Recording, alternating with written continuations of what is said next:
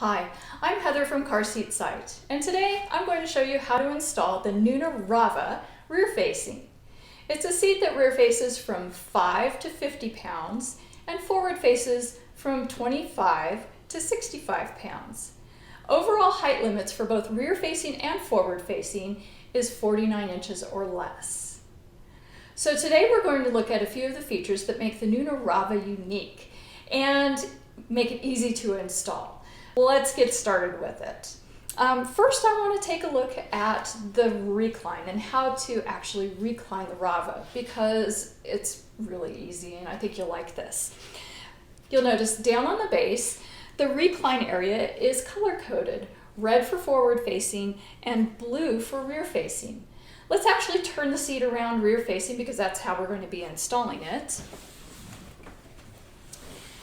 And then we'll put it into the recline we want it to be in. So to recline it, there's a button right here. You just push the button down and it slides right into position. Super easy. So right now it's on recline 5. That's the most upright position for the rear-facing recline. I do all my rear-facing videos in the most reclined position.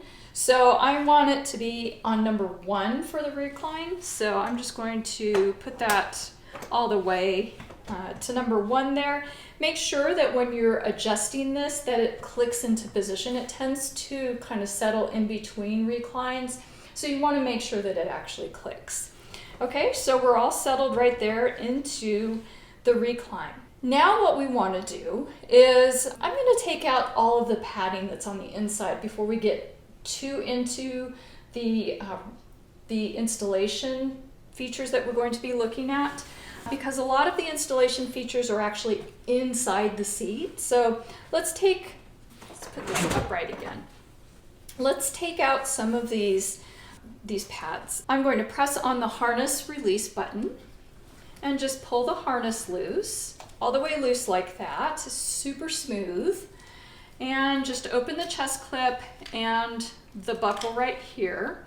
And there's a belly pad right here that comes out. I call it a belly pad. That's just an old term that I've used forever and a day. They might call it a buckle pad. Anyways, I'm just going to throw that in there and we'll take out this infant pad right here. This infant pad is used for infants from 5 to 11 pounds.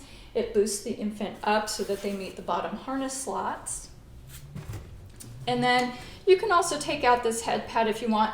It's not going to interfere with any installation that we're going to be doing, so I'll just leave it for now.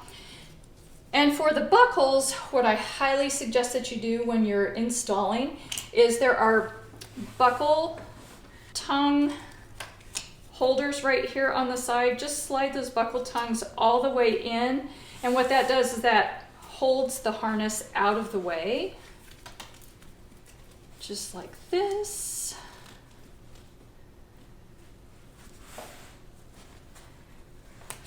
And you'll see how it holds that harness all the way out of the way for us and is nice and neat. And because, as I said, we're going to be working all the way in here. And I'll show you a feature in just a second. First though, I want to show you the calf support. The calf support is something that gives them a little bit of calf support, a little bit of extra leg room when they're little, and it comes from the bottom of the seat. It's hidden, and there it is. You don't even know it's there. It's kind of in the wasted space underneath the seat right there. And so it comes out, and you can use it rear facing and forward facing. And if you want to put it away because maybe you need just a little bit extra front to back space in your car as you're installing it rear facing, you just pull it down and then tuck it back under and it goes away. So that's a super nice feature. I'm going to leave it out for the installation. And then also for our installation, we're going to be using the true tension doors. You use the true tension doors for both the rear facing and forward facing and both seat belt and latch installations. And what these true tension doors do is they place tension on the seat belt for us, or the latch belt. I'm just going to be referring to seat belt today since this is a seat belt installation. It makes the installation So easy, we hardly have to put any effort into it whatsoever. So let's take a look at these true tension doors. Again, underneath all of this padding, to access the true tension door, let's just lift this up. And what this does is this adjusts your harness height, and it's just the squeeze of a button up here.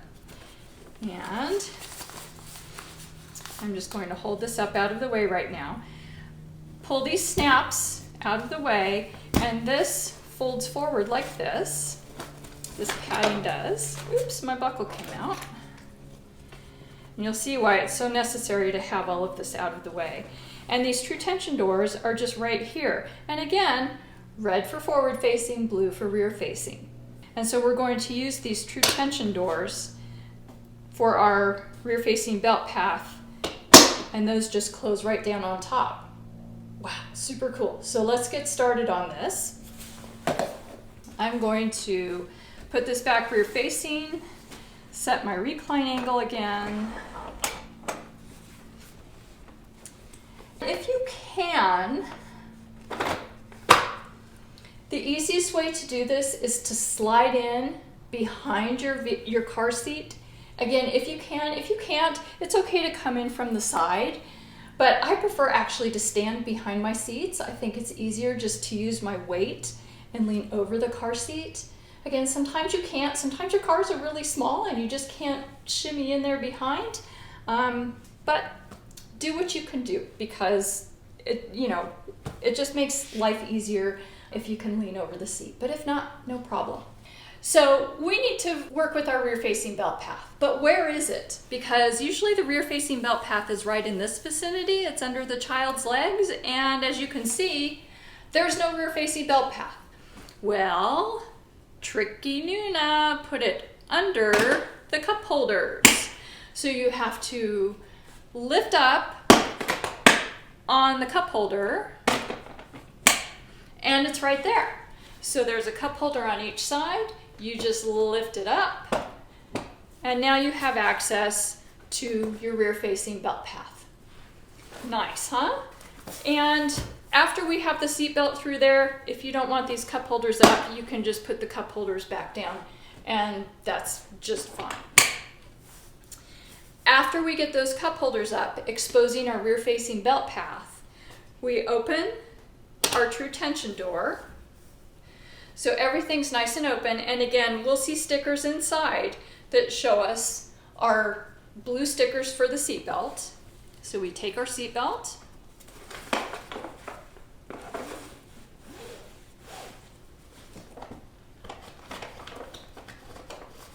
pull it through the belt path, and buckle. Then we put just a little bit of tension on the seatbelt. If you put too much tension on the seatbelt, that true tension door won't close. We also want to lock our seatbelt. So to lock your seatbelt, most cars lock their seatbelts by pulling the seatbelt all the way out slowly to the very end, and then listening for clicks.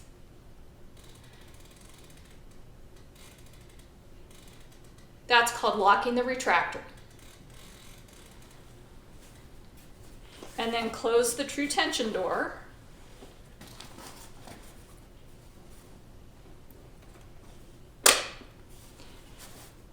And that's it. Some seatbelts lock at the latch plate itself, where the metal clicks into the buckle. That's your latch plate, is the metal part, or the male end of the seatbelt. And you need to read your owner's manual for your vehicle, and it will tell you exactly how to lock your seatbelt, but probably 90% of vehicles on the road will lock at the retractor.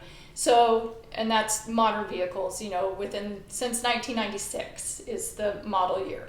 So if you have a model year 1996 or newer vehicle, I would say about 90% of your cars will lock at the retractor, which is right where the seatbelt spools back in to the seat or the pillar or wherever it goes back in. So let's check for tightness.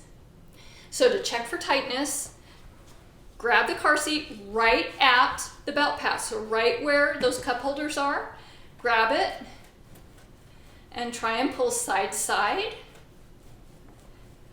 and front to back. So side to side and front to back. And you can see in my car, it's shaking my car. And that was with very little work. And you can see how easy that true tension door made it. Now let's put all of these pads back, just very quickly.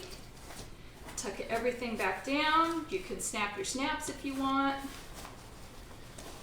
Okay, make it look beautiful. There's one other feature I want to talk about, and it's the side impact pod, which is right over here. So on the door side, so on the side closest to the door, there's a side impact pod. This absorbs crash forces. So you only want to use it on the side closest to the door. If you're installing the car seat in the middle, just leave them closed because there's no side closest to the door in the middle. On the side closest to the door, on the corner, there's a little indent. Just pop that out, just like that, and you're done. To put it back in, there's a button right here. Just push that closed, and that's it. But you want this is a safety feature of the seat. Just pop that out, and on a side impact, that will be the point of the car seat that gets hit first coming in from the side. And so that helps the car seat absorb those crash forces. That is the Nuna RAVA rear-facing installation. Thank you for watching.